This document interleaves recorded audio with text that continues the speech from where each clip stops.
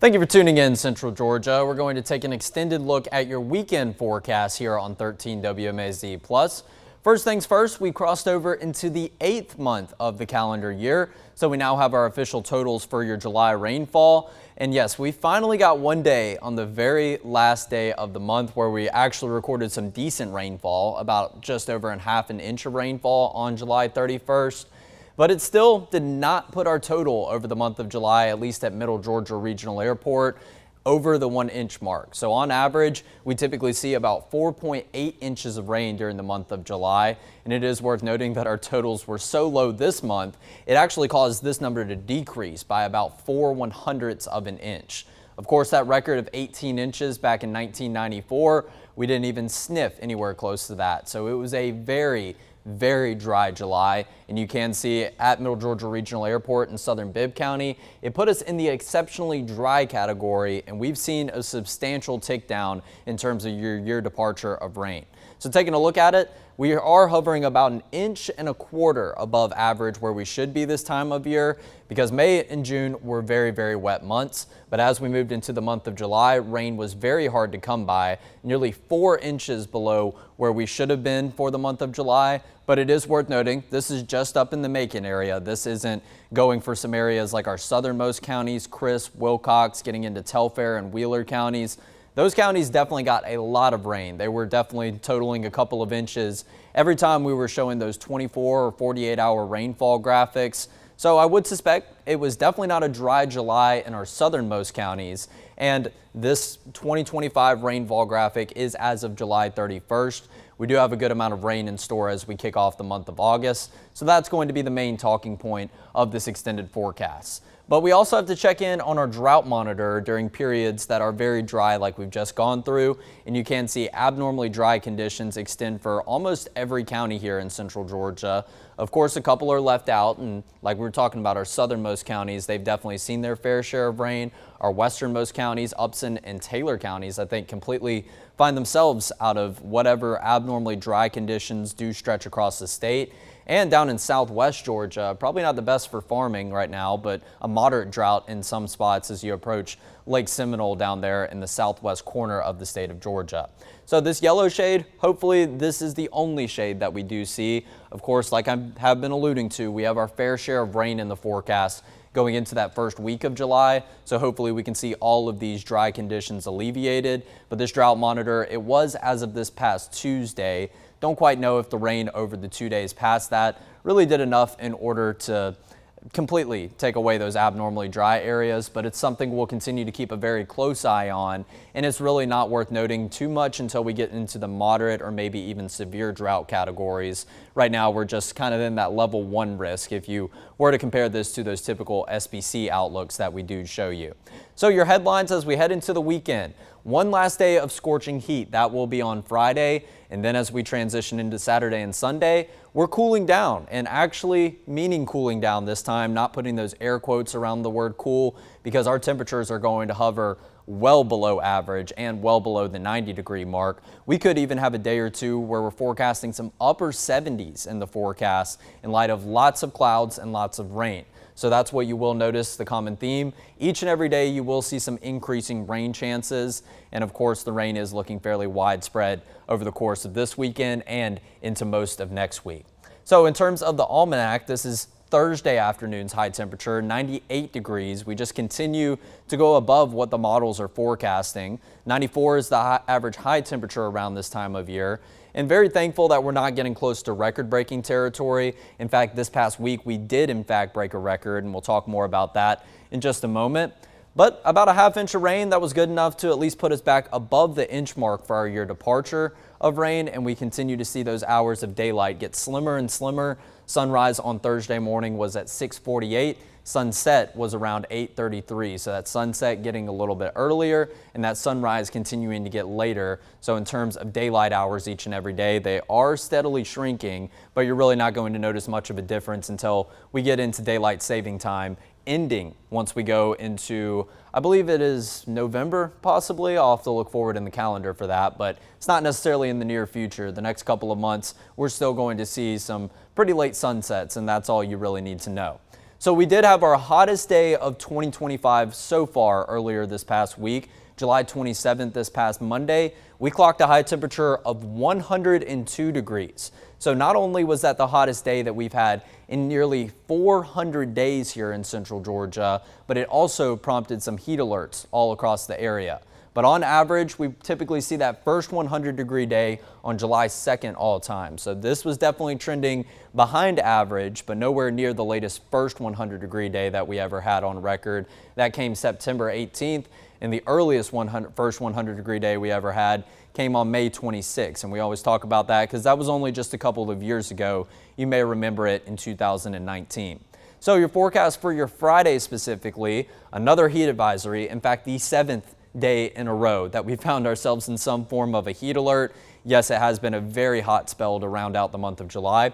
Afternoon showers and storms continue to pop up each afternoon and continue into the evening and nighttime hours because your high temperatures are very warm. 97 for a high temperature on Friday. That, of course, is going to feel even warmer. Take a look at your heat index graphic right now, topping out around 105, so definitely not as bad as it has been in recent days, but that's still going to be plenty hot, and it can be potentially dangerous heat if you spend an extended or a prolonged period of time outdoors. Talking about your heat alerts for your Friday afternoon, until 8 p.m. on Friday is what we have this heat advisory in place for. Feels like numbers up to 106, which once again, earlier this past week, we saw the potential for widespread heat indices of 112 degrees, and it in fact did prompt an extreme heat warning, something that we don't see all the time here in central Georgia. You will notice Upson and Lamar counties along with this. If any of you are tuning in from Pike County, Spalding County, the farther up to the north and the northwest you live, you're not finding yourselves under any of these heat advisories or heat alerts for your Friday. So your streak has come to a conclusion. However, you guys are still going to be hot. It's just that we're picking up on some rain chances popping up a little bit earlier, farther up to the north and the northwest. So whatever does pop up in terms of blistering heat indices on Friday afternoon is going to be fairly short-lived. So let's talk about the last time that we saw some kind of heat that we did see this past week. And of course, we were mentioning June 26, 2024. We hit 102 degrees. And in fact, that was our last 100-degree day that we saw before we moved into Monday. And in fact, Tuesday did clock another 100-degree mark on the dot for what that high temperature was recorded for. In terms of your extreme heat warnings, I did mention that's not something that we see each and every year here in central Georgia. So the last time we saw one of those, August 15th of 2023. So that was nearly 2 years ago, the last time that we saw an extreme heat warning. We went the entire summer last year without seeing anything above heat advisory criteria. So it definitely was blistering hot, and a change of pace is going to be very welcome. But for your Friday afternoon forecast specifically, still a couple of tips and tricks that we want to inform you about that will come in handy during some potentially dangerous heat. Number one, make sure that you're keeping a close eye on your pets, your children, and any elderly groups, because those groups are going to be more susceptible to really feeling the heat and the impacts of some of that heat exhaustion. Especially don't leave your pets or children in vehicles whatsoever. Even if it's for just a couple of minutes, those vehicles can warm up very, very quickly. So of course, you don't want to leave them in a vehicle in terms of the car being turned off. Of course, if you do have the AC on, that is going to be more conducive, but still don't try to leave your pets or children unattended in vehicles whatsoever, no matter what the situation is, even if we're hot or even if we're not so hot. Drink plenty of water, and that goes for electrolytes as well. Make sure that you're finding a source of hydration frequently throughout each and every afternoon. And along with that, we have many people that are out working on job sites, construction workers, landscape workers. So make sure that you're wearing plenty of sunscreen throughout the day, because you may dodge that rain a little bit farther in the afternoon than you're anticipating.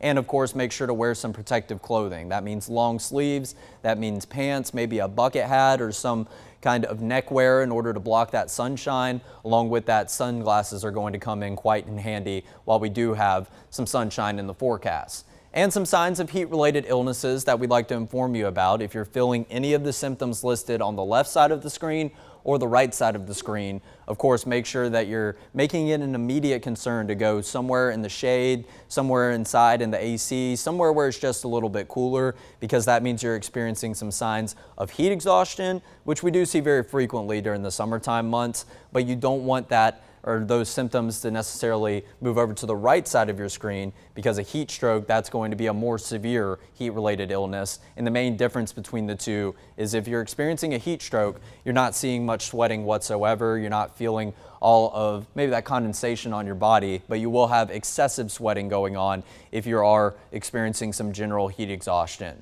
So once again, just look out for yourself, because sometimes you may just skip over the heat exhaustion symptoms and go straight over to a heat stroke, and that's never something that we want to happen during the summertime months. And of course, even though it is transitioning into August, July typically probably one of our warmest months on the calendar year, we do know August is mighty hot as well. So with temperatures forecasted even above 95 degrees, especially for Friday itself, make sure you're keeping your pets off the concrete and asphalt, those harder surfaces that can absorb heat a lot quicker. So with a high temperature of say 97 on Friday afternoon, then 140, add a couple degrees to that, and add a couple of degrees to that 155 degree mark. Yes, that is already blistering hot. Don't even want to picture that. And if it's too hot for yourself to be outside, well, I guarantee you it is too hot for your furry friends to be outside. Just want to make sure that you're looking out for all of your loved ones when you do have some potentially dangerous heat in the forecast. But now let's go into some of the good news, because obviously it's been a very hot spell. We just broke it down by the numbers, and we do have some relief in store. And it's going to come courtesy of this frontal boundary just to the north of us right now. That's going to continue to push into central Georgia throughout the day on Friday, and then it's going to park itself. It's going to drape itself across portions of central Georgia, which will lead to widespread cloud cover, will lead to some widespread rain chances in the form of showers and storms.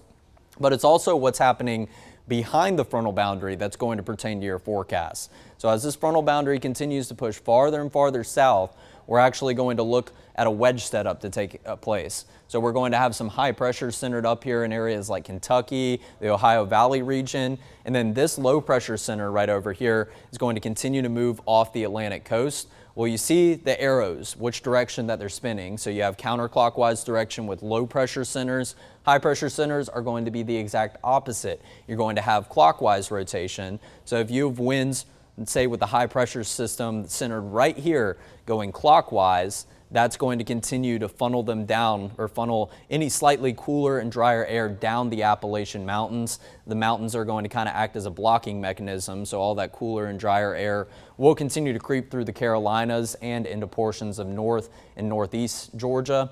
And then this low pressure center, it's going to continue to enhance that flow. So if it moves off the Atlantic coast, you have that counterclockwise rotation. So that's just a perfect tunnel of winds down here into the state of Georgia. And eventually it is going to start to propel maybe some slightly cooler and some slightly drier air. We'll check in with what all of the future view graphics do say coming up here over the next couple of minutes.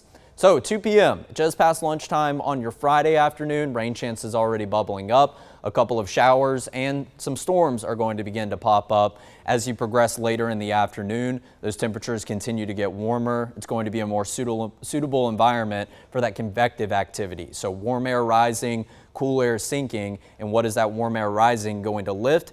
All that surface moisture that we have present, because it's been a very, very muggy atmosphere. But like I was alluding to, we may have some slightly drier air trying to enter your forecast as we go into Saturday, more so Sunday. It's going to take a while for that drier air to make its push down into the southeast.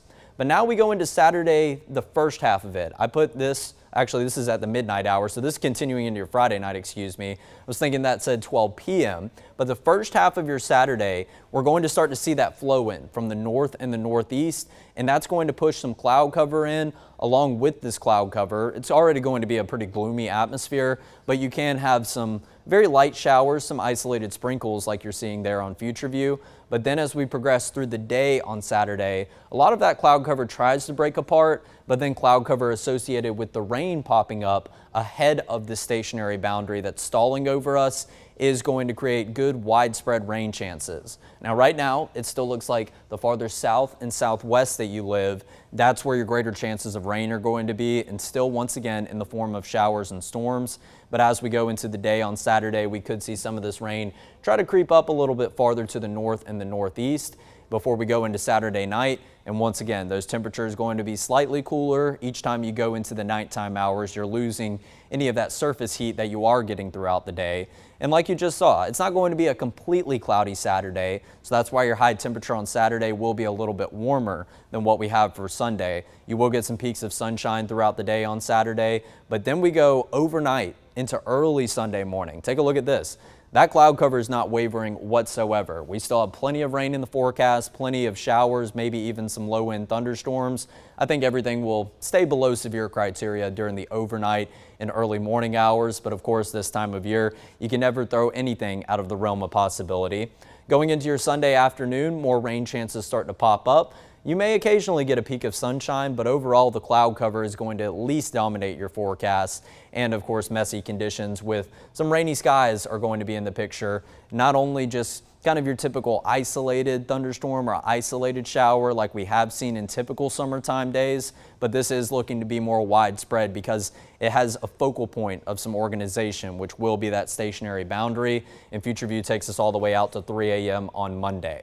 So speaking of some of those storms, obviously each and every day during the summertime months, you can run the chance of having a strong to maybe even a potentially severe thunderstorm, even if we're in these storm outlooks whatsoever or not. But it does look like, given the organization along this boundary, that the SPC is picking up on it and really wanting to cover the bases, since we'll have more forcing associated with some lift courtesy of that stationary boundary. So we could see maybe some slightly widespread showers and storms. I do believe the showers and storms themselves will be widespread, but in terms of the severe weather, just really covering the bases with this level 1 out of 5 risk for a couple of storms that are on the stronger end, that are on the severe end. So the potential threats with some of the stronger weather would be some gusty winds from about the 40 to 60 mile per hour range. That's going to be in isolated and localized spots where you're getting the heaviest rainfall. You're seeing some of those dark reds pop up on the satellite and radar picture.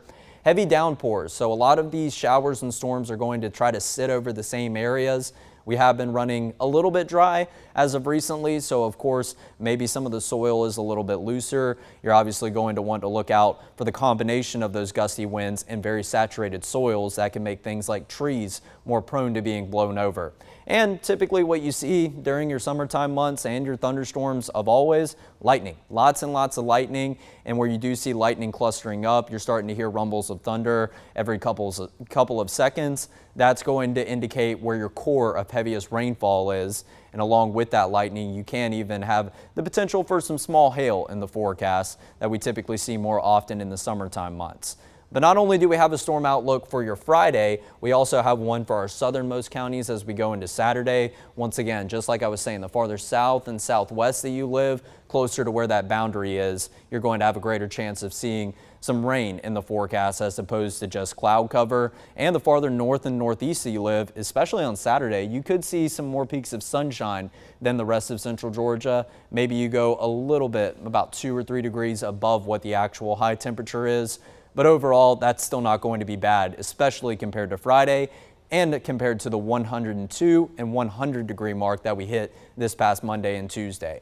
So already really good chances of a shower or storm on Friday afternoon, but we see even more of an uptick on Saturday and Sunday. And take a look at the change in the icons. You see a good amount of sunshine on this icon right here because it's going to be partly cloudy skies for the first half of the day, getting plenty of sunshine, and then as those temperatures warm up, it will create a more conducive environment for some showers and storms, but mostly cloudy skies for your Saturday and maybe entirely cloudy skies as you go into Sunday. That's why you see 88 in the forecast for Saturday and then an 80 forecasted for a high on Sunday. We were talking about it a little bit earlier. Our average this time of year is 94 degrees for a high temperature. This is 14 degrees below that 94 degree mark. So finally getting a bit of a cool spell as we go into the second half of the weekend, really second 2/3 of your weekend, because a high temperature of 88 doesn't feel bad whatsoever. I think you're going to notice the humidity more than anything in terms of what you do feel outside, not that blistering heat that we have been dealing with.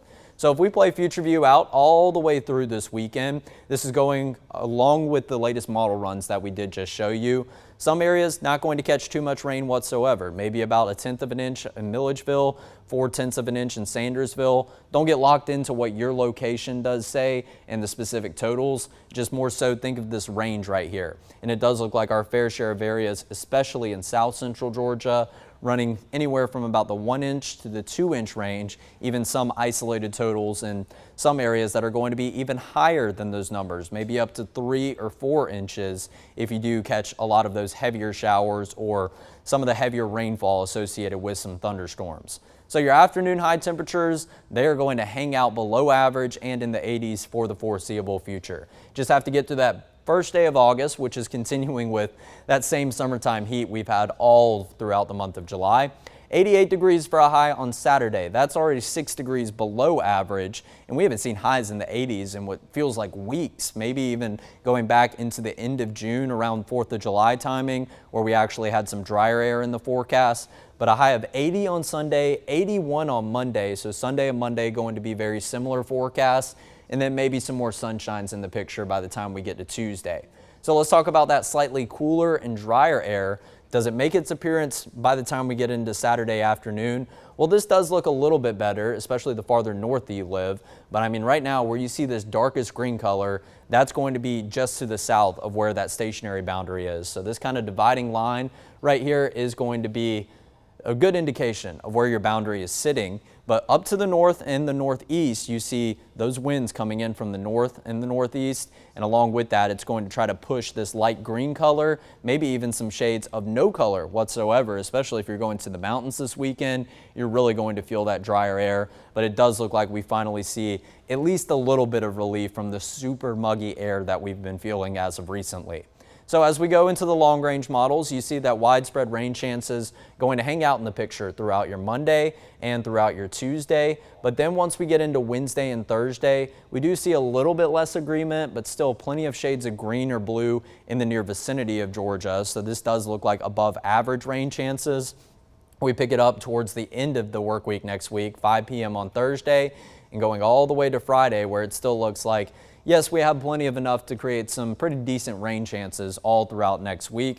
But the good news about that is it will keep those numbers at bay. Your high temperatures are going to be nowhere near the triple-digit mark in terms of seeing widespread rain and widespread cloud cover. So something else we have to check in. Now we're in the month of August, and we'd like to talk about the tropics and just make sure that we're checking in, letting you know ahead of time if there's any areas that we should be looking out for. Well, good news, still no activity expected within the next 7 days. It's been relatively quiet since we got Tropical Storm Chantal. We've had a couple of areas that have had chances of developing, but they haven't really had a conducive environment to do so. And back over in the central Atlantic, we see maybe a faint color of some gray, maybe some brown over there where you see that Atlantic Ocean label. That's going to be your Saharan dust that's continuing to make a less than conducive environment for tropical development. So hurricane frequency, the official peak happens on September 10th, and on average, August starts to see that uptick in activity. Our first hurricane averagely occurs on August 11th. Right now, at the pace we're going, it doesn't look like we're actually going to trend ahead of average or right on par for where we should be, but anything can happen over the course of the next week. We'll have to keep a close eye on it. But between August and October, so August, September, and getting into the beginning of October, that's our most active portion of hurricane season. You can see this red shaded area and this yellow shaded area. Well, you can see where those numbers kind of peak up here, and this is going to be your frequency of tropical storms, frequency of hurricanes. And right here, kind of just past August 1st, all the way to October 1st, that's where the frequency of these tropical systems does get to be the most. So that's where we're going to be on the lookout for as we transition into the month of August. And of course, we're not going to keep our eye off the ball until we get sometime into the later portion of October.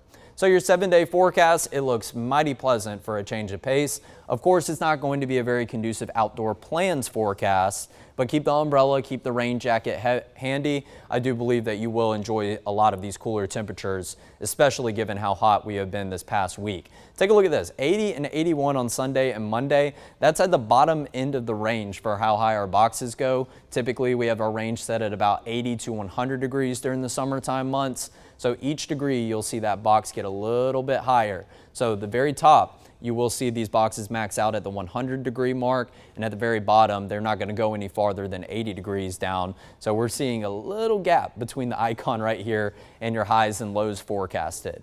In terms of your low temperatures, we actually will feel maybe a little bit of relief, a couple of upper 60s possibly during the morning hours. So maybe feeling a tad bit cooler, but overall your low temperatures are not going to change too much.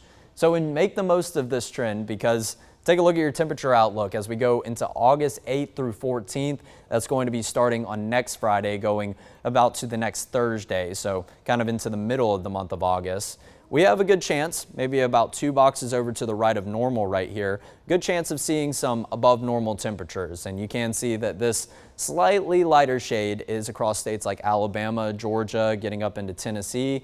But all around us, there is a darker red color, and that's going to be an even greater chance of seeing some above normal temperatures. So I would expect some highs to make their climbs back into the mid 90s, maybe even the upper 90s as we go into this extended forecast past your 7-day. And in terms of the precipitation outlook, good probability of seeing some above normal rainfall, which wouldn't be a bad thing whatsoever. I just talked about how dry we've been in the month of July, just 1 box over to the right of near normal. So looking ahead, back to school, we got it kicked off this past Tuesday, and we're going to continue that into next week. We have even more Central Georgia school districts heading back to the classroom. Labor Day, if you're searching for that first 3-day weekend, if you're watching this maybe after your first day of school, well, that will come on the very first day of September. So once you get into August 30th, that's going to be a big day for college football. The 31st will be that following Sunday, and then Labor Day itself will be on the first day of September, that following Monday. Peak of hurricane season, on average, we typically see it around September 10th. And if you're really looking forward to these cooler temperatures and want to know when they're going to finally start settling in full time on your 7-day forecast, well, your first day of fall will be coming up on September 22nd. That is a little bit less than 2 months away. So there is relief in sight in terms of that blistering heat. So as we go into Monday, it's going to be another big day for the classroom. Macon County, Twiggs County, and here in Bibb County, we are heading back to the classroom. And then along with those 3 school districts, Baldwin County, Hancock County, and Jasper County, a few of our northernmost counties here in Central Georgia, hitting that first day and heading back and hitting the books. But once again, actually, I believe this is just a repeat right here, Baldwin and Hancock County. So I believe we're adding 6 more to the total of all the school districts heading back. This past Friday was a busy day. We had 11 school districts head back to the classroom here in Central Georgia. But be sure to tune into 13 WMAZ Morning as we go into Monday. And that's where we will be live. Megan Western and Naomi Washington going out live and talking about everything you need to know before heading back to the classroom. Specifically here in Bibb County, we'll have 2 more days, August 5th and August 6th, of some Central Georgia school districts heading back to the classroom. And then that will be that. Everyone will be back into school. And of course, we're going to hold on to the summertime weather for the foreseeable future. But once we get into September, we'll probably see some cooler spells that are a little bit more frequent. And if you're just like me, I know you can absolutely not wait for the fall. So thanks for tuning in to your extended weekend forecast here on 13 WMAZ+. We'll see you back at 10:30 a.m. on Monday for another live stream